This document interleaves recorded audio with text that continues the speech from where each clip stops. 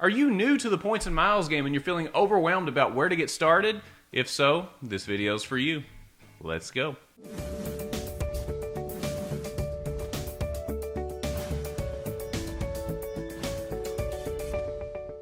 Hey everybody, Brandon Boyd with The Brandon Boyd Show. Thank you so much for watching. As always, don't forget to be awesome. Give me a big thumbs up on the video if you find it entertaining, helpful, hopefully both. Subscribe to the channel, hit the bell notifications for alerts. I really appreciate all of your support so far. And it is time to check in with those folks that are new to the points and miles game. Have you heard anybody in your office say, yeah, I travel all the time using credit card points and miles and we never pay for a thing?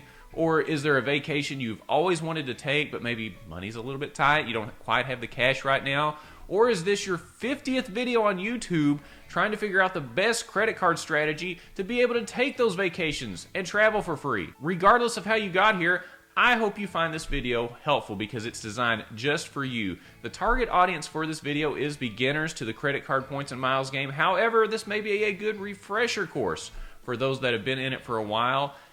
It's been 84 years.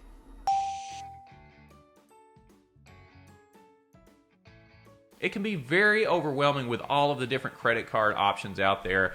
We're constantly getting bombarded with mail telling us to open a card, 0% introductory APR, sign-up bonus here, sign-up bonus there. What do I do, Brandon? Well, hopefully, I will clear that up today because I'm going to talk about the best strategy for opening up credit cards because the order in which you open them is very important. As we go through the video, you will find referral links to the cards that I mentioned down in the description below, so feel free to support the channel that way. And with all that said, I think we just dive right into it and talk about what I do personally and what I would recommend for somebody that is new to the points and miles game. Let me know if you agree or disagree if you're already in it in the comments below. Let's go. Hey, oh, let's go.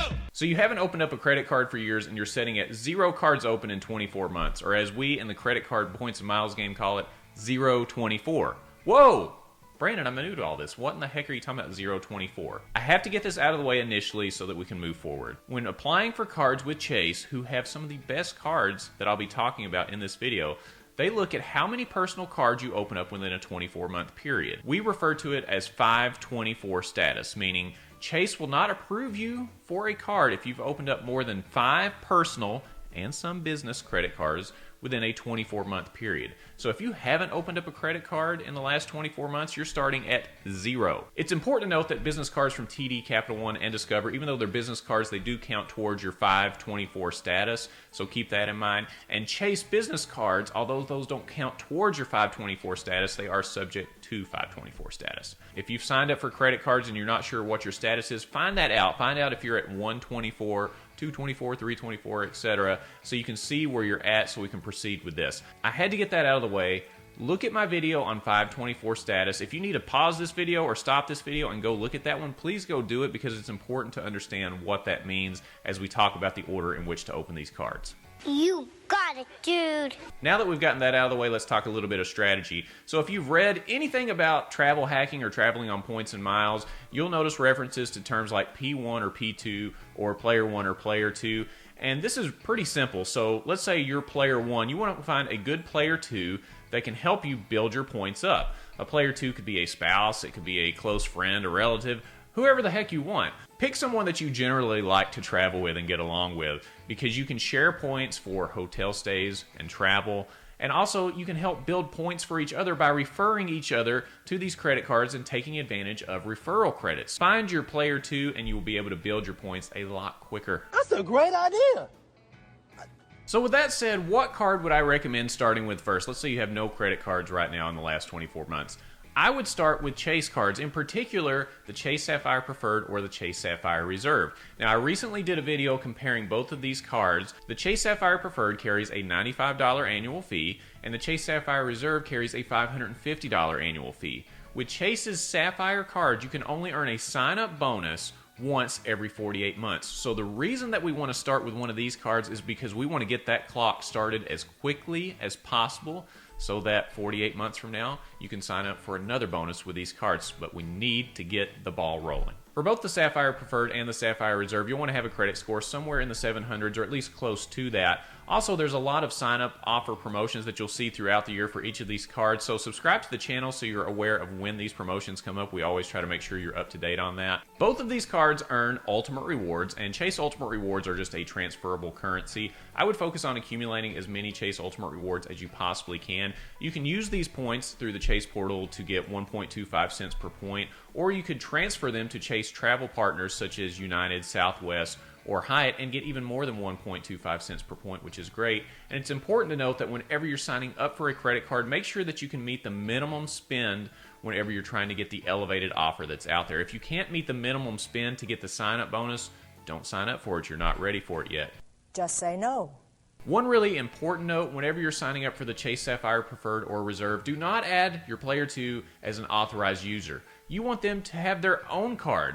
So you want to earn the referral credit by sending them a link to apply for the card. When they apply for the card and they get it, you will get referral points for that. If you add them as an authorized user, you won't be able to do that. So think about that. You're getting the card, you're sending the referral over to your player 2. They're opening the card, getting the sign-up bonus. You're getting referral points. Your points accumulate a lot faster when you have two people working on it together. So going back to the beginning of the video, you're now at 124. You've opened up one personal card in the last 24 months, and that is either the Chase Sapphire Preferred or the Chase Sapphire Reserve that we just mentioned. And if I'm looking at the second card that I would open, I would still stick with Chase. However, it's important to note that Chase is a little bit leery about people being too aggressive with cards, all right? You don't want to apply for 3, 4, and 5 cards within a month or two, all right? They see that as a negative when they're taking applications, and you may not get approved for a card. So the next step is really kind of subjective. You'll want to look at, okay, how far along am I in my min spend on my first card? Or have I just referred my player 2 and they're trying to meet their min spend as well?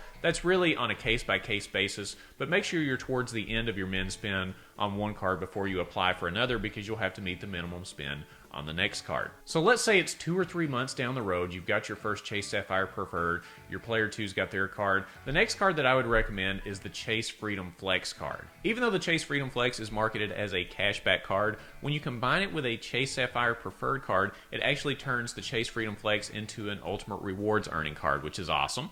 You'll earn 3% cash back or 3 times points at restaurants and drugstores, and you'll also earn 5% cash back or 5 times points in a set of rotating categories that the Freedom Flex chooses every quarter. If you have the Freedom Flex, make sure you look at the rotating categories every quarter that you can earn 5 times points in, and you can earn 5 times points on up to $1,500 in purchases in those rotating categories. Again, it's a no annual fee card. It's got great points multipliers, like I just mentioned.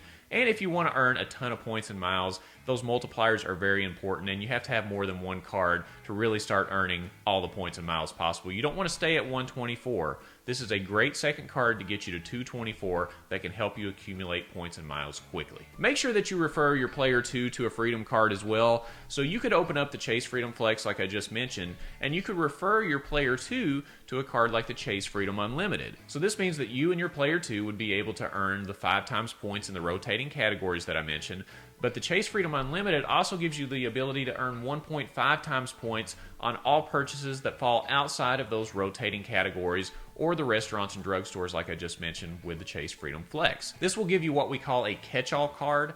So that means basically any purchase that comes outside of major bonus categories like the ones that I mentioned with the Freedom Flex, use your Chase Freedom Unlimited card and you'll be able to get a good multiplier on all the other purchases that you make. So now you're at 224, where do we go next? The next area I would look at is business cards. Now this may not apply to you necessarily, but if you've got that small business that you've always wanted to start, maybe this is a good time to start with business cards. I would stick with Chase in this case with business cards, and they have 3 different options that earn Ultimate Rewards, which again is what we want to accumulate. You have the Chase Ink Business Unlimited, the Chase Ink Business Preferred, and the Chase Ink Business Cash Card.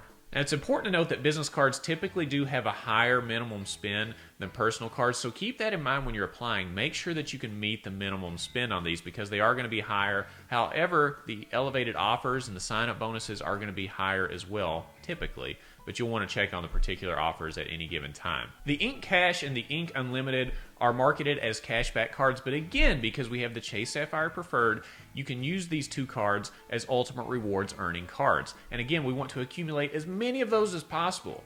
So hopefully you're starting to see that the order in which you open these cards does impact the other cards in your wallet. The order is very, very important. For those new to the points and miles hobby, it's important to note that you have to have one of 3 cards in order to transfer your Chase Ultimate Rewards to Chase Travel Partners. Those 3 cards are the Chase Sapphire Preferred, which we mentioned a lot already, the Chase Sapphire Reserve, and the Chase Ink Business Preferred. At this point, you and your player 2 should each have a Chase Sapphire Preferred card. One of you could have the Chase Freedom Flex card while the other has the Chase Freedom Unlimited. One of you could have the Chase Ink Cash card while the other has the Chase Ink Business Preferred card. So you're able to use multipliers in a multitude of different categories. So think about that. You're able to get 5 times points on the rotating categories through the Flex card.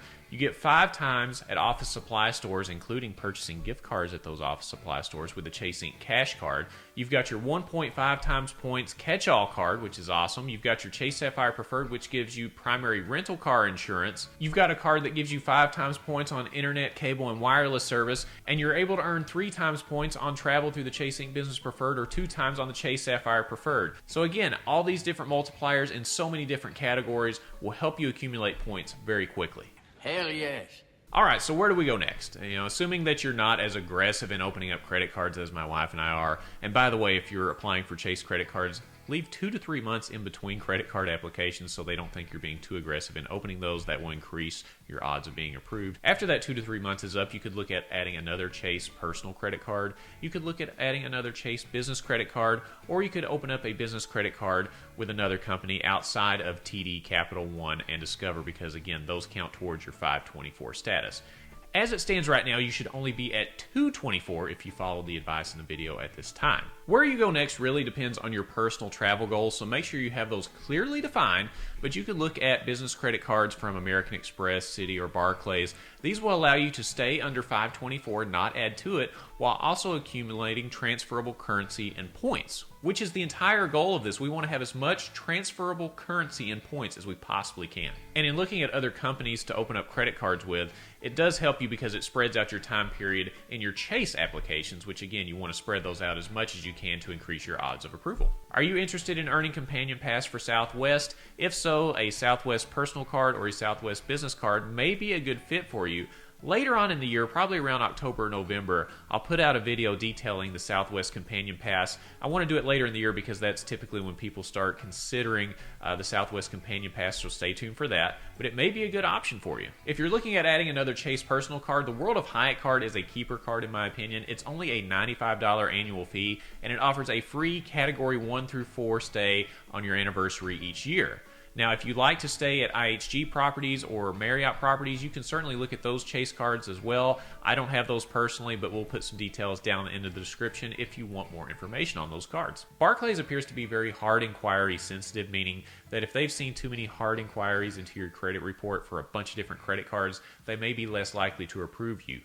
So while your hard inquiries are low, we recommend signing up for the Barclays Advantage Business Aviator card. Also add on the Citi Business Advantage card. Between that and the Barclays card that I just mentioned, you'll be able to stash away some American Airlines miles, and both of those cards are business cards, so they do not add to your 524 status. If you want to add a business card from American Express, the Hilton Business Card is offering a great sign-up offer right now of 180,000 Hilton Honors points, and you'll also earn a free weekend night certificate if you spend $15,000 on that card within a calendar year. And if you want to start earning American Express membership rewards points and not add to your 524 status, the American Express Business Gold and the American Express Business Platinum are great options at this point. Assuming that you are attacking the points and miles game as a marathon and not as a sprint, you should be able to stay under 524 status for a couple of years, especially if you're working with your player 2 and you're sprinkling in some business credit cards every now and then. You should be able to stay under 524 status for quite a while. What are the key takeaways from this video if you're new to the points and miles game? Number 1, know your 524 status. Number 2, go ahead and start the 48-month clock on either the Chase Sapphire Preferred or the Chase Sapphire Reserve. Number 3, find your player 2 and use them to help earn as many points as possible. Number 4, don't add your player 2 as an authorized user. Instead, let them open up their own card and earn their own points and miles, and you will get the referral credit for that. Number 5, make sure that you can meet the minimum spend on these credit cards to earn the sign-up bonuses. This is particularly important with business credit cards as they typically have a higher minimum spend on average. Number 6, refer player 2 to credit cards so that you can earn the referral credits and they can earn their own sign-up bonus. Number 7, focus on adding cards that cover all your bases in the beginning. There is no need for you and your player 2 to both have the Chase Freedom Unlimited. You can have the Chase Freedom Flex, they can have the Chase Freedom Unlimited. You're able to cover a lot of different areas of purchase with those 2 cards and you're not duplicating effort. Number 8, sprinkle in some business cards if eligible to help you stay under your 524 status. Keep in mind that Chase business cards are subject to 524, but they don't count towards your 524 status. And lastly, number 9, and this one is so important, do not for any reason carry a balance or pay interest on these cards. It completely negates the benefits of the points and miles that you're accumulating. So if you have to pay interest and carry a balance forward to do all this, it's not worth it. Don't do it. So let me know down in the comments, are you new to the points and miles game? Was this video helpful at all? What cards are you going to use to fill up your 524 slots? Are you eligible for business cards? I'm curious to hear what you're going to do after hearing the information in this video. You will find referral links for the cards mentioned in the description below, so if you want any more information on the cards mentioned in this video, please feel free to use those links. And also you can support the channel by applying for your cards through those links if you found this video helpful. We really appreciate all of your support so far. And keep in mind, go ahead and get that clock rolling on the Chase Sapphire Preferred card if you have not opened up a card in a long time, and let your free travel journey begin. I want you to be able to go into your work office and say, hey Betty, guess what? I just booked a trip to Hawaii and it didn't cost anything because I used points and miles. That could be you. Use the advice in this video and you will get there sooner than you think. Thank you so much for watching this video. I know it was longer than usual. That's what she said. But I hope that you found it helpful. If you did, don't forget to be awesome. Give me a big thumbs up on the video. Subscribe to the channel. Hit the bell notifications for alerts. I really appreciate the support so far. And when you click on the Brandon Boyd Show, it is going to be time to check in on the latest in credit cards, points, miles, and money. And I look forward to seeing you on the next episode. See you soon.